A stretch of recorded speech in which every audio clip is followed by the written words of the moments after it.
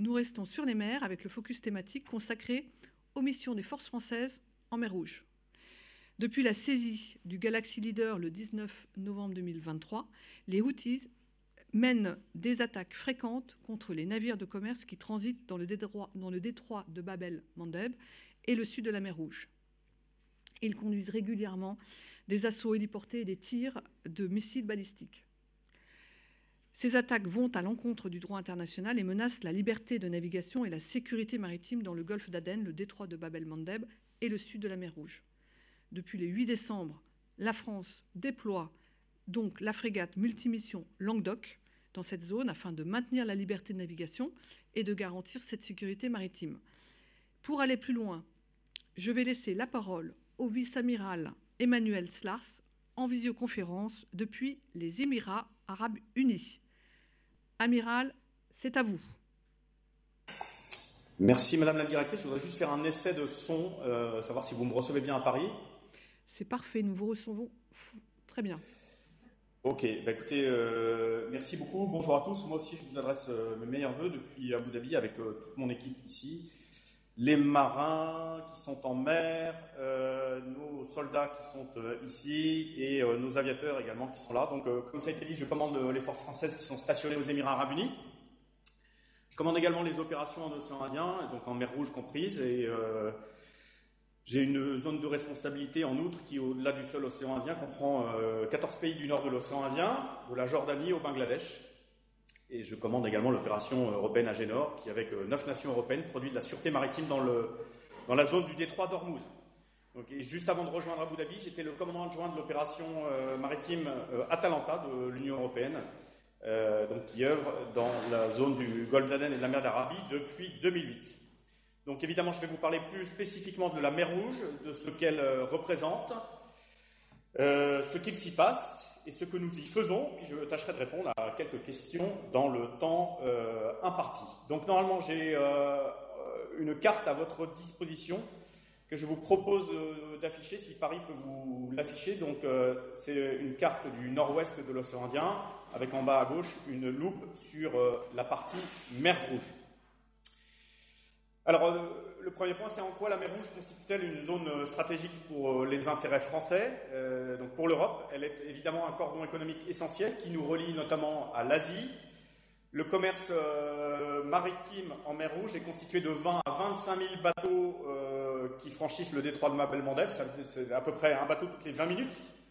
C'est évidemment un volume considérable de transit en matières premières, en produits manufacturés qui, grâce au canal de Suez, prend la route la plus courte entre l'Asie et l'Europe, ce qui se traduit par des gains de temps, donc des gains de coûts pour les consommateurs et évidemment une moindre pollution parce que vous le savez, parce que vous avez certainement travaillé le sujet, si on fait le tour par le cap de Bonne-Espérance, donc le cap du sud de l'Afrique, il faut 2 à 3 semaines de plus pour relier l'Asie à l'Europe. Donc ce flux en mer Rouge augmente au gré des échanges internationaux et de l'élargissement ou du doublement du canal de Suez, qui est son débouché nord. Ce canal accepte des bâtiments de plus en plus gros, donc ce qui permet effectivement de réduire la durée de l'acheminement des échanges entre l'Asie et l'Europe et réciproquement. Donc maintenant, si je fais une loupe sur le sujet des porte-conteneurs, à peu près 25% du flux mondial de ces porte-conteneurs empruntent le détroit de Bab el-Mandeb, c'est-à-dire le détroit qui est au sud de la mer Rouge. Bon, retenez qu'un porte-conteneur transporte l'équivalent d'une file de camions de 250 km de long. C'est-à-dire si on met tous les conteneurs sur des camions de Bordeaux à Toulouse, vous avez des camions qui sont à touche-touche. Et des porte-conteneurs comme ça, il en passe 80 par semaine dans le détroit de Bab el-Mandeb et dans le sud de la mer Rouge. Donc ce flux, évidemment, il est important pour nos chaînes de valeur industrielles, pour les débouchés commerciaux. Retenez également que 75% des exportations de l'Union européenne transitent par l'océan Indien et donc par la mer Rouge. Et puis c'est évidemment un axe qui est particulièrement important pour les acteurs français de l'industrie maritime. Si on parle uniquement de CMA-CGM, qui est le 3e opérateur mondial de porte-conteneurs, eh bien c'est sa ligne la plus importante qui passe par la mer Rouge. Enfin, comme vient de le dire hier le Conseil de sécurité de l'ONU, en votant la résolution 2722 relative aux attaques outils en mer Rouge, donc une résolution du Conseil de sécurité qui est toute fraîche, que je vous invite à consulter, parce qu'elle est particulièrement intéressante. Le commerce qui transite par cette mer Rouge profite au développement économique des nations du bassin de la mer Rouge, et évidemment au Yémen, qui en a bien besoin. Donc, globalement, le passage par la mer Rouge constitue la voie maritime la plus courte et la plus rapide pour également rejoindre les territoires français de l'Indo-Pacifique, c'est-à-dire ceux qui sont dans le sud-ouest de l'océan Indien et ceux qui sont en zone Asie-Pacifique. Et pouvoir relier la métropole à nos territoires est bien sûr une question importante de souveraineté. Enfin, je souhaite aussi souligner que, bien sûr, et vous le savez, la France défend une certaine vision du monde, celle de ce que les Britanniques appellent le Rules-Based Order, c'est-à-dire d'un fonctionnement fondé sur le respect du droit international. Et ce droit international, des conventions de l'ONU, très claires, régissent les espaces maritimes et défendent la liberté de circulation en mer, notamment dans les eaux et les détroits internationaux. Et le détroit de Bab el-Mandeb est un détroit international. Donc la posture française en mer Rouge que je vais vous décrire, à ce titre, elle est bien comprise par nos partenaires de la région, à l'instar de ce que nous réalisons d'ailleurs dans le détroit d'Ormuz avec l'opération Agenor, dont on a un tout petit peu parlé, que je commande, et qui rassemble 9 nations européennes. Alors maintenant, que se passe-t-il en mer Rouge ? Donc, après le 7 octobre, les Houthis ont cherché à frapper le territoire israélien depuis le Yémen, avec des missiles, avec des drones.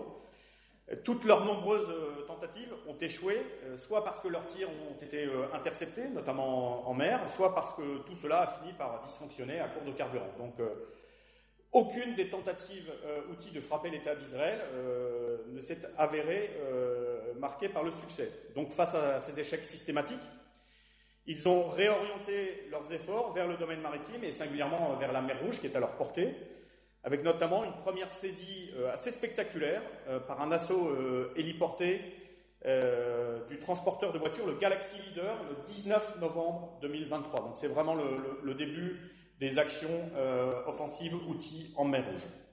Depuis cette saisie, ils ont multiplié leurs actions visant à contraindre le trafic commercial, en tentant d'arrêter les bateaux en mer Rouge, et ça c'est assez important. Donc leur principe, leur mode d'action, c'est de chercher à arrêter ces bateaux pour chercher à en prendre le contrôle plus facilement, comme le font les pirates, pour les emmener ensuite à Al-Hodeïda, qui est donc un port qui est situé au nord de la côte du Yémen sur la mer Rouge. Donc emmener ces bateaux comme une prise de guerre, comme ils l'ont fait pour le Galaxy Leader. Ou alors, plus simplement, d'arrêter ces bateaux pour chercher à les couler et ainsi mettre en lumière leur combat. La nuit de mardi à mercredi de cette semaine a été encore le théâtre d'une 26e attaque depuis un peu plus d'un mois, et c'est sans doute l'une des plus importantes.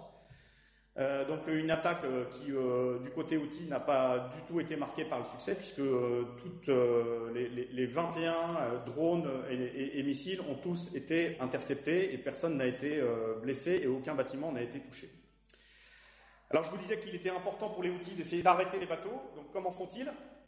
D'abord, ils localisent leur proie avec des drones qui sont assez sophistiqués, des drones d'observation. Ensuite, ils émettent des injonctions par radio que les bateaux entendent, ce qui fait monter la tension, mais ces injonctions, pour le moment, se sont avérées totalement inefficaces. Puis ensuite, ils tentent de frapper ces bateaux avec des drones suicides, mais aussi avec des missiles anti-navires qui, eux, sont nettement plus sophistiqués, donc qui volent à quelques mètres au-dessus de l'eau à plus de 900 km/h. Ensuite, si le bateau a été frappé, évidemment, pour mieux lutter contre le petit sinistre qui se déclare à l'échelle d'un gros porte-conteneur, le bateau ralentit, voire s'arrête pour tenter d'éteindre l'incendie. Donc à ce moment-là, il y a un nouveau drone d'observation qui est lancé, qui revient vers le bateau pour relever très précisément sa position et pour permettre de le frapper avec un missile balistique ou avec un drone de surface explosif. Donc des moyens qui permettent de frapper des cibles fixes, mais qui sont nettement plus difficilement efficaces face à des cibles mobiles. D'où l'intérêt pour les Houthis, effectivement, de chercher, dans un premier temps, à arrêter ou à ralentir les bateaux. Donc quels sont les bâtiments qui sont ciblés ? Leurs cibles sont des bâtiments qu'ils considèrent comme étant liés à des intérêts israéliens. Bien sûr, ils ne cherchent pas à atteindre les pétroliers, car ils savent qu'ils déclencheraient une réplique des pays du Golfe. Et en plus, quand bien même, effectivement, ils perturbent une partie du commerce qui déjà atteint le port d'Al-Hodeïda, en plus, ils seraient confrontés à une marée noire qui serait évidemment terrible pour eux. Donc, ils ciblent principalement des porte-conteneurs qui sont évidemment des gros bateaux qui sont très hauts sur l'eau, donc plus facilement atteignables. Voilà. Le point qu'il faut quand même relever, c'est dans leur capacité à cribler le trafic, ils commettent beaucoup d'erreurs, c'est-à-dire que dans leur capacité à identifier si un bateau est ou non d'intérêt israélien, ils se basent sur des données qui sont parfois erronées ou très très anciennes. Donc ça veut dire qu'en fait, il y a quand même un spectre assez large de bateaux qui finissent par être ciblés. Par exemple, on a un pétrolier, le Strinda, qui a fait l'objet d'une attaque le 11 décembre, qui était considéré comme transportant à son bord du carburant pour Israël, et c'était évidemment totalement faux. Le point qu'il convient de relever, c'est assez important, c'est que la rationalité des Houthis est souvent, dans notre référentiel, assez irrationnelle. Voilà, donc c'est pas parce qu'un bâtiment a un temps été utilisé au cours de son histoire par une société aux intérêts israéliens que c'est d'actualité aujourd'hui. Et puis les intérêts qu'il frappe dépassent bien largement potentiellement des seuls intérêts israéliens, puisqu'il y a des logiques de nationalité d'équipage, de pavillon, de cargaison qui peuvent être impliquées également. Alors que faisons-nous et comment le faisons-nous ? Si vous pouvez réafficher la carte, je pense que c'est bien. Afin de contribuer à la sécurité régionale, la France, vous le savez, dispose de forces de présence et de souveraineté qui sont prépositionnées sur les côtes de l'océan Indien, en particulier aux Émirats Arabes Unis, où je suis aujourd'hui. Ce sont les forces françaises stationnées aux Émirats Arabes Unis, à Djibouti et à La Réunion. Ces prépositionnements sont des gages de réactivité pour la protection des intérêts français, mais aussi de fiabilité et de crédibilité vis-à-vis de nos partenaires régionaux de l'océan Indien. Donc, pour ne parler que des forces françaises qui sont stationnées aux Émirats Arabes Unis, je dispose de la capacité à intervenir dans l'ensemble du spectre, avec notamment un régiment interarmes de l'armée de terre, actuellement donc, la frégate Languedoc qui est sous mes ordres depuis le mois d'août, et des avions de chasse, de transport ou de ravitaillement. La frégate Languedoc, vous le savez, était en opération océan Indien depuis le mois d'août.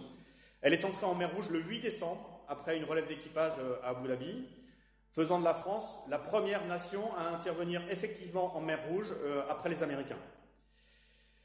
Elle est un bâtiment de premier rang qui constitue actuellement l'ossature de la réponse française.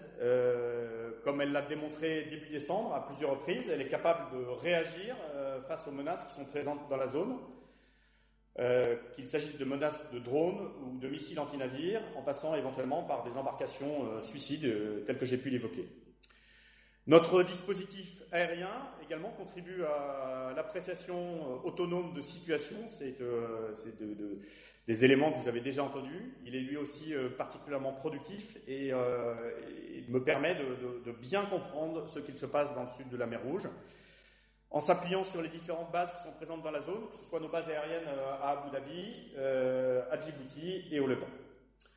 Enfin, la présence historique des forces françaises qui sont stationnées à Djibouti me permet de disposer d'un véritable point d'appui à proximité immédiate du théâtre mer Rouge pour durer, et c'est évidemment un atout tout à fait intéressant. Alors maintenant, du coup, en quoi consiste l'action militaire française en coopération avec nos alliés et nos partenaires ? Le dispositif français consiste d'une part à effectuer des patrouilles dans les zones maritimes où les Houthis opèrent. Il s'agit pour nous de les contraindre à ne pas agir contre le trafic maritime, à ne pas le contraindre. Ces patrouilles, elles sont coordonnées dans le cadre de l'opération dont vous avez entendu parler, Prosperity Guardian, donc sous l'égide de la Combined Task Force 153. D'autre part, nous accompagnons régulièrement des bâtiments sous pavillon français ou d'intérêt français en mer Rouge et nous les accompagnons tout au long de leur traversée.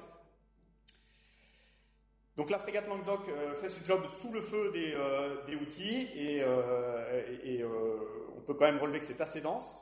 Elle opère, comme vous le savez, sous commandement national, en l'occurrence sous mes ordres, y compris lorsqu'elle patrouille d'une façon coordonnée avec la Combined Task Force 153, donc cette opération Prosperity Guardian. Donc il s'agit d'un schéma classique en océan Indien concernant l'intégration d'un bâtiment de combat dans une coalition. Les différents navires participants coordonnent leurs actions sans se les faire imposer. Donc c'est particulièrement efficace puisque du coup il n'y a pas de duplication d'efforts. Les destructions de drones qui ont été conduites par la frégate Languedoc les 9 et 11 décembre l'ont été dans le cadre de la légitime défense, alors que de toute évidence, ces drones s'apprêtaient clairement à la frapper, et en outre à relayer la position de la frégate en vue d'une tentative de frappe par des missiles plus importants. Donc c'est dans cet état d'esprit de coopération interalliée, au bénéfice du droit international, que la France a annoncé sa participation à cette opération Prosperity Guardian.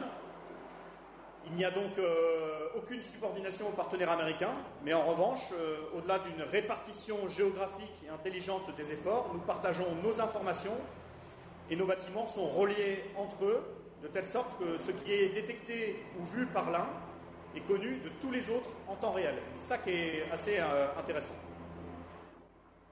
Le résultat de notre action, notamment depuis le 8 décembre, est qu'un nombre réduit de bâtiments ont été touchés, et dans tous les cas, avec des dégâts mineurs, sans aucune perte humaine, aucun blessé, aucun mort, bien sûr, et cela me semble devoir être relevé.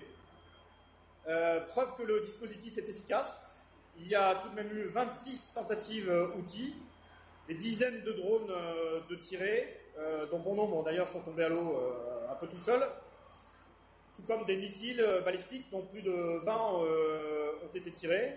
Certains ont été interceptés, les autres sont tombés à l'eau, ou des missiles anti-navires qui volent au ras des flots, comme je vous l'ai dit tout à l'heure, à peu près une dizaine de tirés.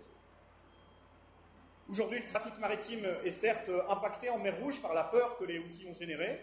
Le trafic a baissé de 22% en un mois, et évidemment, par effet de vase communicant, il s'est accru au large du Cap de Bonne-Espérance, donc au sud de l'Afrique, de 45%, puisqu'en temps normal, le trafic au sud de l'Afrique par le Cap de Bonne-Espérance est quand même beaucoup plus réduit qu'en mer Rouge. Certaines compagnies de fret suspendent le transit de leurs navires et toutes augmentent leurs tarifs, soit parce que la prise de risque encourue en mer Rouge génère des coûts supplémentaires, soit parce que le contournement de l'Afrique nécessite 2 à 3 semaines de navigation supplémentaires, ce qui, comme je l'ai dit, génère des surcoûts supplémentaires et de la pollution. Et du coup, grâce à l'action de ceux qui sont engagés dans le sud de la mer Rouge, 80% du trafic continue de passer par le détroit de Bab el-Mandeb, et à chaque instant, plus de 320 bateaux très significatifs sont en mer Rouge.